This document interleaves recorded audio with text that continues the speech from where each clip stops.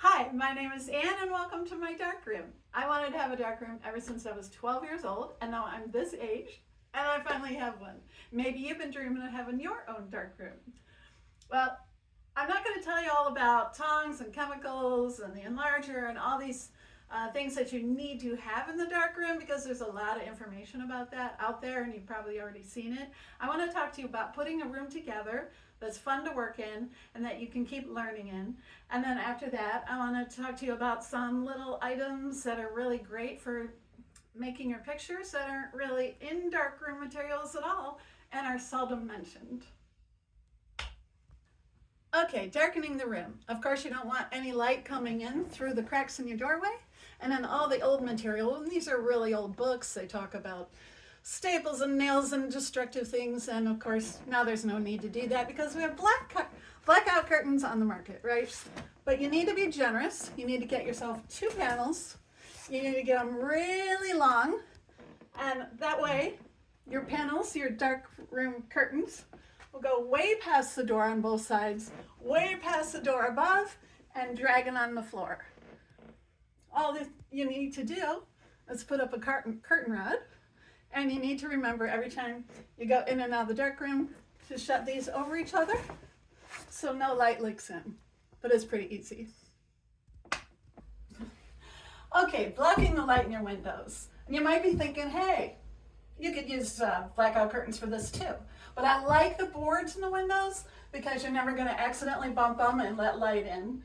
And they're not going to gather fumes on the inside of the darkroom. You're never going to have to take them down to wash them. And they also work great with the ventilation system, which I'll show you in just a second.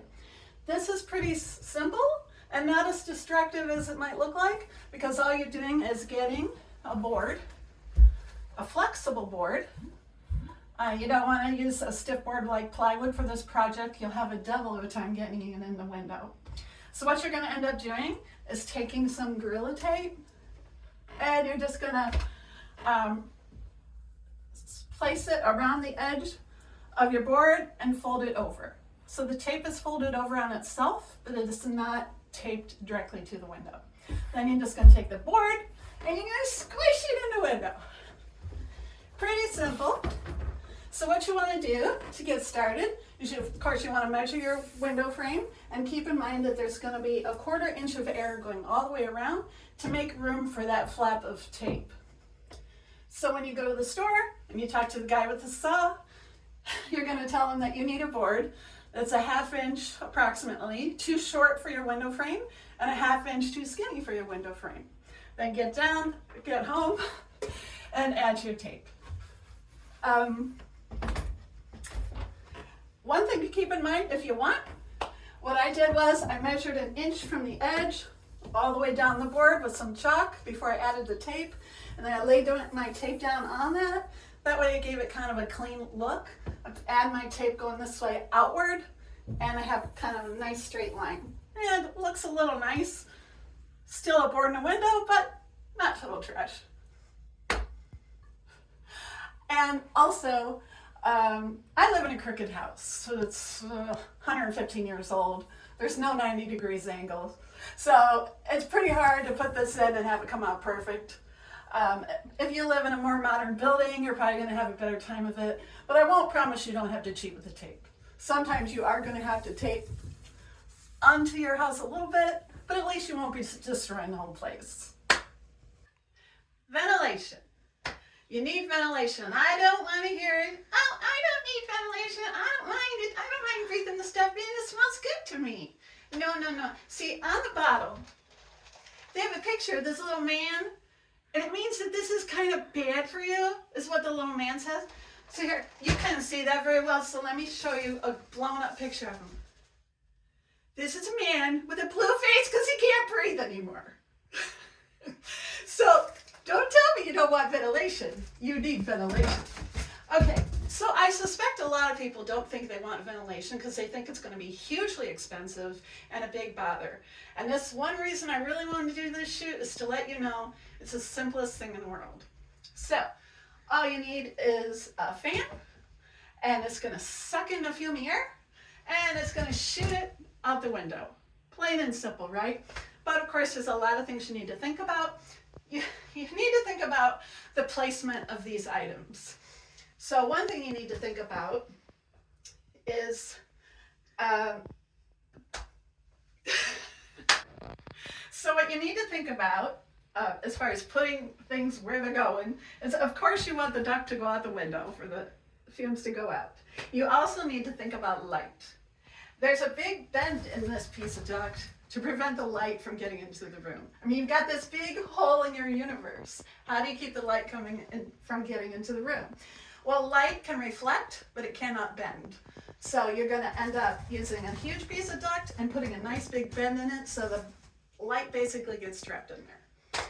And you need to think about fumes. So if your fan is sucking in fumes, you don't want those fumes being pulled right across your face. That kind of defeats the purpose of getting rid of your fumes.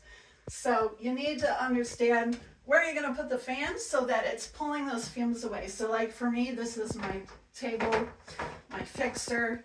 It's grabbing those fumes, taking them this way. No matter where I stand, it's taking them away from my face. Last thing you need to think about is electricity as far as placement. Obviously, you need to plug in your fan, but you need to make sure that there's no way, no how, that fan could ever fall into your liquids. Very dangerous, of course. So you need to either be able to secure your fan somewhere. This particular fan can actually go on a wall. Or you need to secure the cord. In my case, the cord, if the fan fell, it would unplug, so it's safe. Okay, so putting it all together. You could, with a board, go around your duct like this if you wanted to, if you happen to have a saw. But if you're not handy, like I'm not handy, you just have your board cut straight across and then fill in these side parts here and rest your board on it. I got darkroom blinds on either side. If you've ever looked at a darkroom site, you're probably very familiar with them. They're made of plastic. They let light in and fumes out. Not aggressively, but they let some air in and out of the room. What's cool about using a darkroom blind is that they have a nice little shelf on the top and then also a little lip coming upwards. So it's very easy to put a board on top and add a little tape and everything's secure. It's really a great way to do it.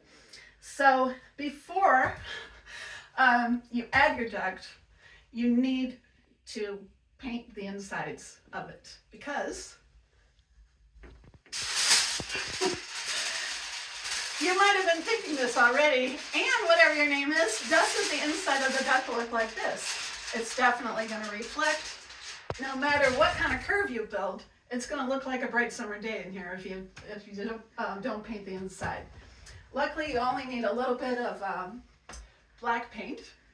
You need to get in there, paint every nook and cranny on the inside, matte finish black paint.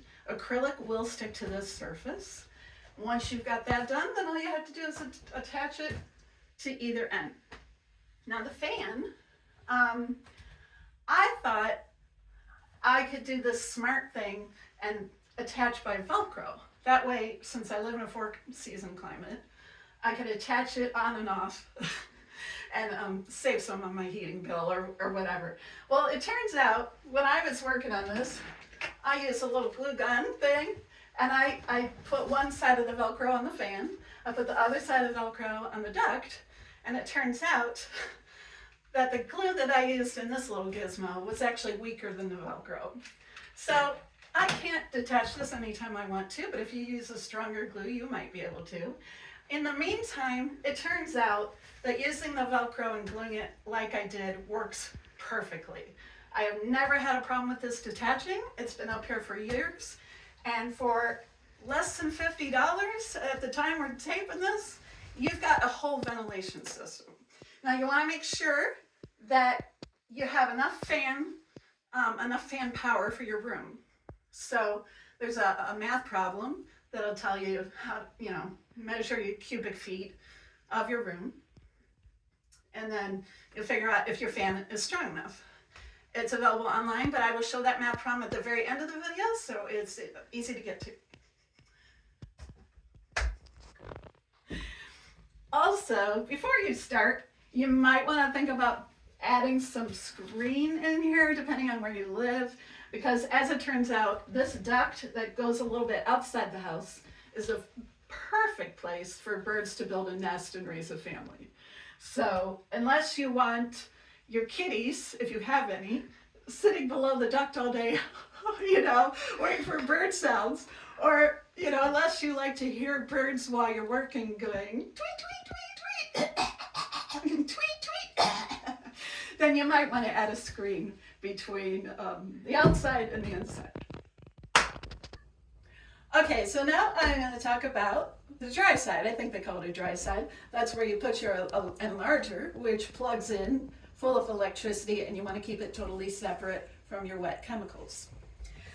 This humongous enlarger was given to me by my mother, God bless my mother, she bought it for $57, and she gave it to me as a gift. And please, I just want to mention, don't feel like you have to buy everything brand new. For most every darkroom, so much of your darkroom equipment, it will not make diddly difference if you buy it new or used. You can always upgrade later on things if you want to, but take it easy and get going and have fun. So here I have my huge enlarger, which is very heavy, on a restaurant cart. And what I love this restaurant cart is one of the best things ever. Unlike tool carts, it's never going to warp and throw off the alignment of your pictures. And it doesn't have those little walls that go around that would be a nightmare to work in. What I really love, I love so many things about the enlarger. It's very sturdy. I want to do cartwheels while the light's on, but that's more because of the floor. I think the cart's very stable. And believe it or not, these things hold hundreds of pounds. So if you think you're going to, if you don't have one yet, you're going to graduate up to a humongous enlarger like this, then I really recommend a restaurant cart. So what's really nice is it's got like storage. It's so convenient to have an easel that just pulls out from there. I love all this hanging area for little items, makes it so easy to find. And of course, all the storage on the bottom. So the best thing, of course, about having a cart is the fact that it's on wheels.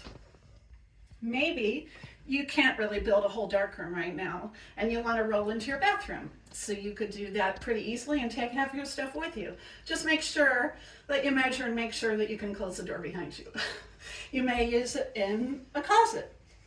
What I love about having this on wheels is that I have dreams that one day I'll rotate this around and I will shoot really huge pictures that I have to enlarge on the wall or expose on the wall. So that's now for your wet side, which you want to keep separate from your dry side. I love having my wet side on the cubicles. They're great storage, they're easy to make, and what's really nice about cubicles is they come in so many configurations and that you can build your darkroom any way you want to. Maybe you want to make a U shape, maybe you want to make an L shape in your darkroom, maybe you need things to curl around some way in the middle of the room. So what you could do, of course, you might be thinking is get a table or get an old dresser from a thrift store or something like that and throw some boards on them. The only caution I have about using various things for your wet side is height. So you want your basically countertop to be at a very nice height for you. So what I recommend you do is make yourself a really nice meal where you're doing a lot of chopping and dicing in the kitchen and ask yourself, is this a good height for me? Is it too low? Is it too high? You got to keep in mind that when you're in a darkroom, you're going to end up getting so addicted, you'll be in here hours at a time. And if you're slumped over and hurting your back, it's going to take all the fun out of your darkroom. So one of the other cool things about cubicles is that there's so many different brands now. So to give you an idea, this is 3 cubes high here. This is also 3 cubes high. So if you're a taller person, this might be a better workspace for you. Different brands have different features. I love how this has shelves for me to put my papers in, And I love that I have the two heights, because if something wet should run off, it can't possibly get to where my paper is, which is extremely expensive compared to other things. So that's that. So to make yourself a wet space, no matter what you choose to use on the bottom, just throw some boards on top. So what I did was I took my cubicles and I pulled them out from the wall so that my boards would be dead center over the top. I bought at the store a high quality composite board, and I went to the guy with the, what do you call it, cameraman? The saw. I went to the guy with the saw and I had him cut my boards all 2 feet wide. That way I've got a countertop that's 2 feet deep, which is actually a great depth for your counter. And when I put these, I put flooring tiles on here. These are peel and stick, super easy, 10 minutes. Peel them off, stick them on, do a little jig on them, and make yourself a counter, right? But if you have the saw guy cut you 2 feet deep, then your tiles already go on there and you don't have to cut the tiles. Okay, whether you're a newbie or you have a lot of experience in a darkroom, you're always learning. And one way or the other, you need to keep track of everything you're doing. Not because you're just going to make all mistakes, but because you're going to do really cool things too. And you don't want to be standing around going, oh my gosh, what did I do? What did I do? So if you're one of those people who's really organized, you might keep a notebook and maybe you just write in it the whole time. And I actually don't know many people like that. I respect you if you're one of them. But I find that I'm a ping pong ball person. So as I'm moving around the darkroom, it's just a lot easier for me to use a wipe-off board. Now the reason I even wanted to bring it up is because, man, I looked at wipe-off boards and there's this strange phenomenon with wipe-off boards. They're either super cheap, cost nothing, but they last like nothing either. They just get all the markers stuck in them and you have to throw them out, which is a waste. Or the other end, they're just hugely expensive. So I want to talk to you about making your own wipe-off board. This is just something I made. It's a frame with glass. So all you need to do is go to a thrift store or garage sale, whatever, and find yourself a big old ugly picture. The bigger the better, I think. And then just take the picture out and add a white background. So if you make one big enough, it's going to be hard to figure out what to put behind there. I recommend you go to an auto parts store, a hardware store, convenience store, any place where they put up these giant sales signs in the window. Go in there and ask them if you can have one of their signs when you're done. So this is like an Epa sign. It's huge. It's really huge. It's high quality. It's thick. It doesn't wrinkle. It's very easy. And that's what I used here. It's very easy to make a wipe-off board that doesn't show any flaws in it. It's just nice and white and perfect. And just as a side note, when I'm doing my pictures, I scribble all over. You never know, I'm not that organized. But so each picture I choose a different color. These are left over from something I was working on.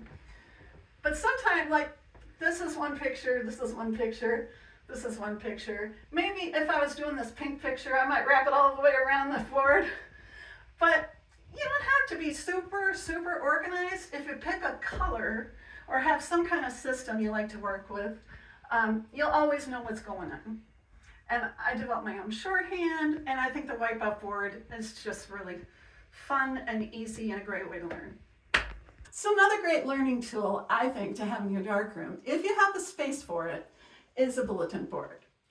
So in my house, like I said, it's an old house, and the walls are kind of curved like a roller coaster. So I found that these small little pieces of corkboard are really nice. They're easy to put up. You can spread them out. And what's cool about them is you can hang stuff right off the sides, make more room, essentially turning your entire wall into a corkboard.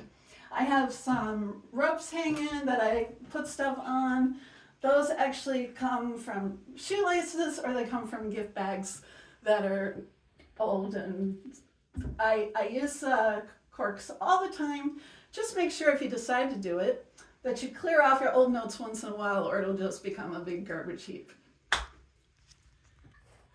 Okay, now I like to show you some items that you can use inside the darkroom, outside the darkroom. They're very helpful, and yet they're not photography items. So let's get going. I forgot to mention before about the paint. This is just all the paint you need to paint the inside of that duct. It's just a very small bottle of acrylic paint. You can get it for about $2. Okay, and for the wipe off board, I recommend either using Expo, which of course is very available, or use Boone with an E on the end, Boone, to use on a glass wipe-off board. I've tried a lot of different brands and a lot of them look see-through and don't work as well, so keep that in mind. Oh, these are great. Glow-in-the-dark stars from the toys section. And you only need a couple of these to help you navigate your way through a very dark room. I especially recommend these if you have bony hips. Okay, now these I got from Amazon. There's a stack of colors, they all come together, and they call these masking tape. I don't really think of them as masking tape though. I think of them more like painter's tape because when you stick them to things, they don't leave a residue, and they're really great tape for that. What I like to do with these is mark my stuff. I color code everything. So for instance, red is for stop. Okay, so I mark my tongs, and keep in mind, you know, the trays and all that stuff, different brands have different colors marking them, and so these tapes can come in really handy, and they help you find your stuff faster. Onward. So if you plan to squeegee your pictures horizontally and not on the wall, why not get one of these boards that's for meat, because it has a nice little trench in it and catches a lot of runoff. Very handy. Okay. I want to show you a silver Sharpie, maybe a silly thing to bring up. But for years and years, I did not know they made silver. And what are these good for? These! So you're not going, oh my gosh, is this my trip to Chicago last year? Oh my gosh, I don't know. And then what I like to do also is before I go out shooting, I mark the top of the speed. That way I don't have to keep opening up the film cases if I brought different speeds with me. Okay, now this is just awesome. This is a clock for your wet side to keep track of how long your paper's been in the developer, the stop bath, and the fixer. It's watching the hand go around. Now, I don't know if they sell glow-in-the-dark clocks, so you might be thinking you want something digital, which is totally fine, but maybe it's a little more expensive and you could get by with a clock like this for a while. It's mostly good for RC paper, resin-coated paper, because it tends to only be in the developer for a minute or so. So I find it quite cathartic to watch the hand go around for a minute, and I feel very relaxed. So all you need to do is buy a really cheap clock. I bought this clock for $4. Took it apart, went inside, took some glow-in-the-dark paint, and now it glows in the dark. I painted all the numbers and the second hand and the hands.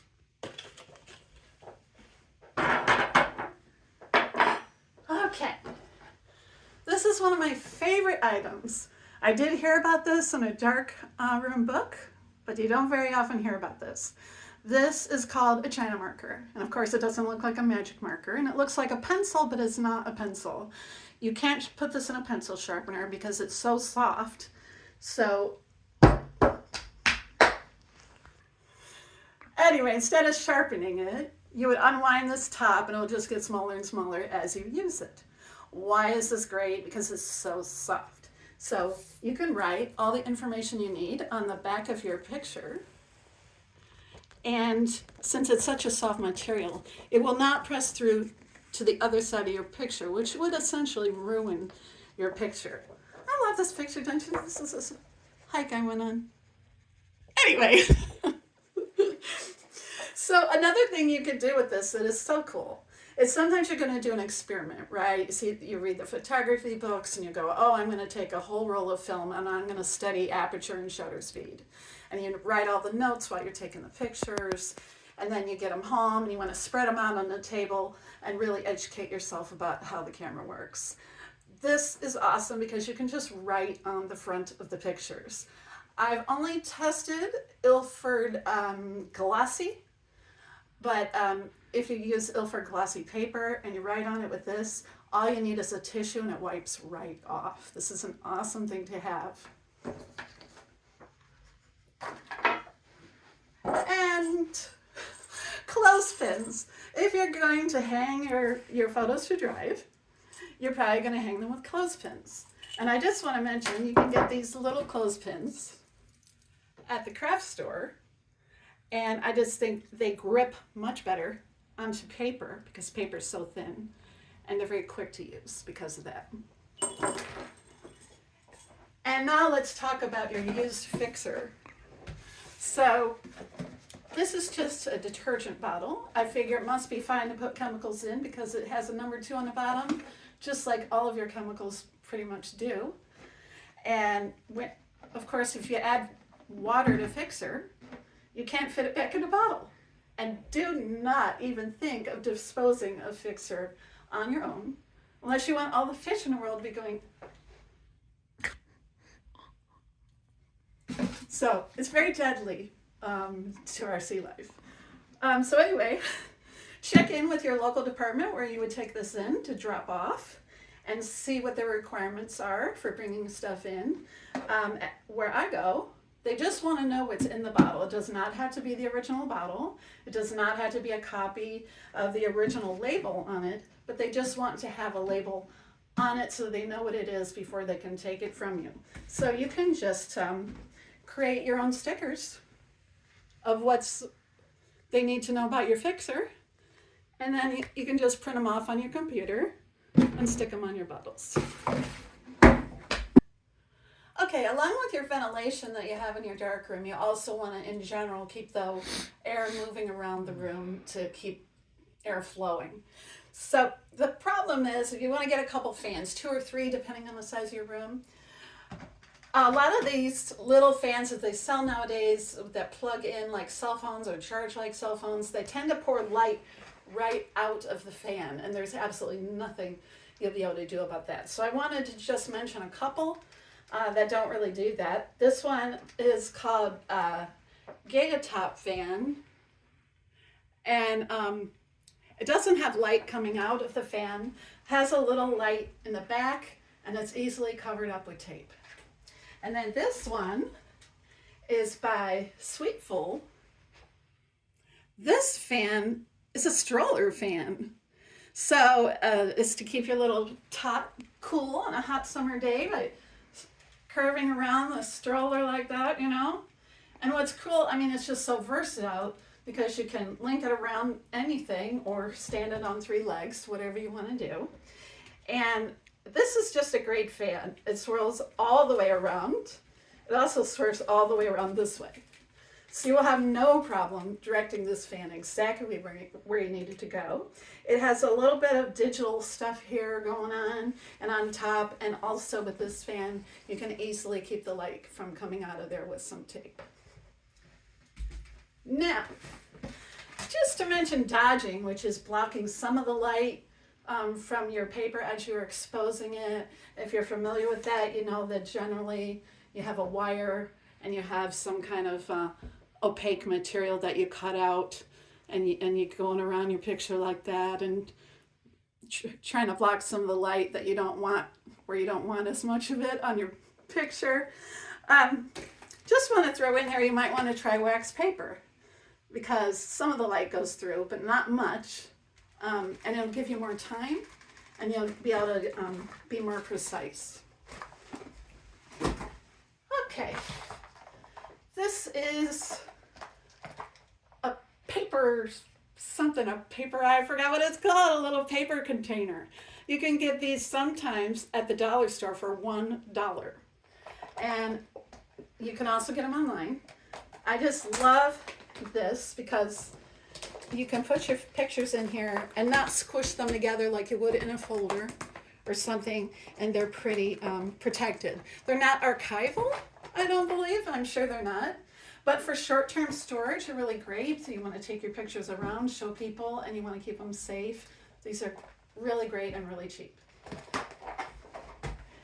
Okay, an LED light. So whenever you've gone through all the chemicals, and you want to see what your picture looks like once you turn off the safe light or whatever, you don't want to turn your full raging room light on right away because it'll bug your eyes out and you won't be able to judge exactly how your picture looks if you need to go on with it and make changes. So any kind of LED light that has different settings on it, like a low setting, is really useful to have. This one is a piano light, and it's very steady on its feet, on the base, and it holds a charge forever and works great. And I love the way it shines across the whole picture like this. It's just one of my favorite things.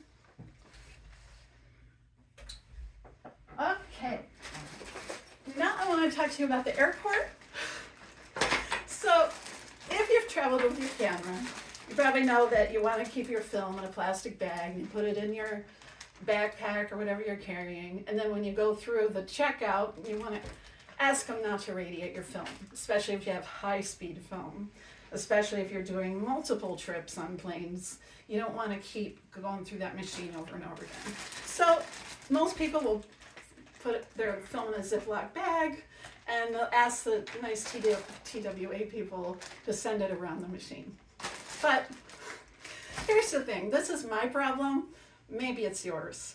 You go on a wild ride, you have a great trip, you've had all kinds of fun, and now you're traveling through a couple of time zones and you are exhausted and you don't think straight at all. I have walked right through there, put my bag on the thing, let all my film shoot right through that machine, and gone, oh my God, there went my film. So this is a stadium bag, so see-through, with a strap, and it just helps you not forget to give this to the TWA because it's on you, and they won't let you have that on you. So there you go. Okay, I want to talk about dish pans because, oh boy, there's so much information out there, whether you're reading books or online. They talk about washing and washing and washing and washing. Again, if you're using RC paper, you don't need to wash your pictures forever. So what I do, in the interest of saving water, saving the water bill from my landlord, I use dish pans. I actually have 6 of these, and not every picture goes through all 6, but if I have a picture I'm thinking, oh, that's pretty good, then I'll send it through all 6. And it's so fast. That's another advantage. Not only you're saving water, but you're saving time. You just slosh right down the line, same order every time. So by the time you get to the last ones, this is real clear water you're dealing with. Now I only fill the first one all the way up because it's going to take all the test strips and all the bad pictures, and it's getting all the pictures every single time. The next 2, maybe up to here. The last ones, they're only filled the bottom. And then those are easily poured out, and you can toss that out and get real clear water for the very end. And another advantage of using dish pans is you can set your water out the night before, and they'll all go to temperature and be ready and wait for you. And I just want to mention having a chopper. So I splurged on this, but I love this chopper. And it's really handy for making test strips for yourself when you do the little strips of paper that you don't want to waste a full sheet of paper every time you're trying. So anyway, all I wanted to mention about that, you don't need a chopper right away. This is something you can wait on. But just make sure you have a finger guard because you are going to be cutting paper in the dark. Don't want to chop your fingers off. And the other thing is a great feature to look for in a chopper, you can probably hear it, is that it's self-sharpening. Every time you upswing, it's sharpening itself again. So I imagine this thing's going to last a good long time and really be worth the money. So now a little note about organization. When you develop your film, you'll end up with a bunch of negatives. And they sell these nice little sheets to put them in so you can keep a whole roll on one sheet. And then you're going to be developing a sheet of the pictures that are exactly like your sheet of the negatives. So a cool thing to do is get yourself a 3-ring binder and keep your negatives right alongside the pictures, and that way it'll be really easy for you to go back in time or anytime you want to just pick out a picture to develop. What's really handy for that, is one of these little magnifiers helps you look at your pictures. What I find is that when you use these magnifiers, these are for people to read with, and they're a big magnifying lens with lights going around. I find that they help you see the range of tones in your pictures. Generally, if you have a great range of tones in a picture, that may be the one you want to start with first. That may be your best chance of making a really great photo. And so I think these little lights that they advertise on TV for people who have trouble with their eyesight, these are really handy. They have different colors, and that can help you also look at your photographs. So to help make this dream a reality, it helps to have a 3-hole punch. And as you can see, there's really no damage done to this contact sheet by the 3-hole punch. It just is super easy to use, makes everything super easy for you to organize. Then when I'm in the darkroom, what I like to do is keep this on a stand, and it's much easier for me to think about what I want to do next. Are you thinking of having a photography backpack?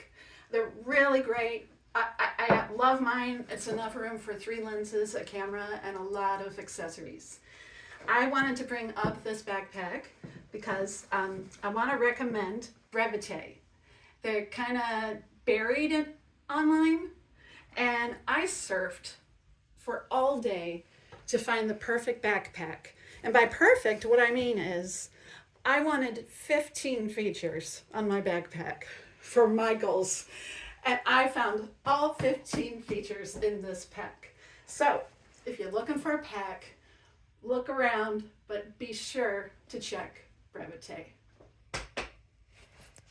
Okay, as promised, here is the math problem for you finding out how much fan you need for the size room you have.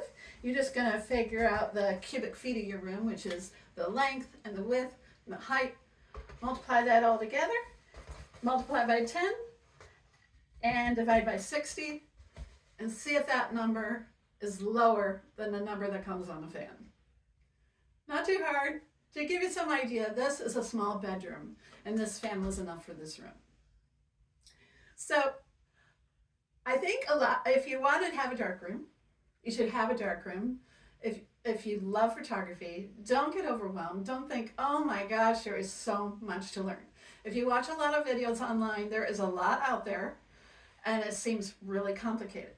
The thing is, you don't have to be Ansel Adams on the first day.